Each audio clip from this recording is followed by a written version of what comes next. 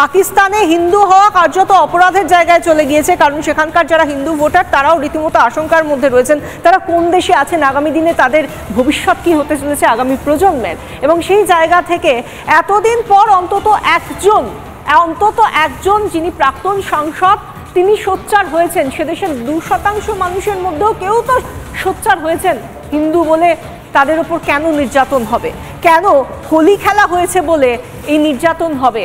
কি বলেছেন লাল মালহি, জাতীয় সংসদের পাকিস্তানের প্রাক্তন যিনি একজন সাংসদ, তিনি প্রাক্তন সাংসদ লাল মালহি, তিনি ঠিক কি বলেছেন আমরা দেখানোর চেষ্টা করবো যে তিনি ঠিক কি বলেছেন। প্রাক্তন সাংসদের টুইট, হোলি উদযাপন কি এখন অপরাধ? একদম পরিষ্কার একটা প্রশ্ন করেছেন, হোলি উদযাপন কি এখন অপরাধ?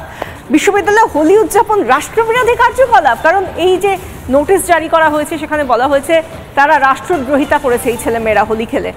এই কথা সরাসরি বলছেন তিনি। হোলি উদযাপন কি এখন অপরাধ? পাকিস্তানে রাষ্ট্রদ্রোহিতার তকমা দেওয়া হচ্ছে কেন হোলিকে? এই প্রশ্নগুলো তুলেছেন লাল মালহি। এবং এই প্রশ্নগুলো তোলার সঙ্গে সঙ্গে শুধু প্রশ্নের আকারে নয়, গোটা বিশ্বের কাছে পাকিস্তানের মুখ আরও একবার পুড়ছে।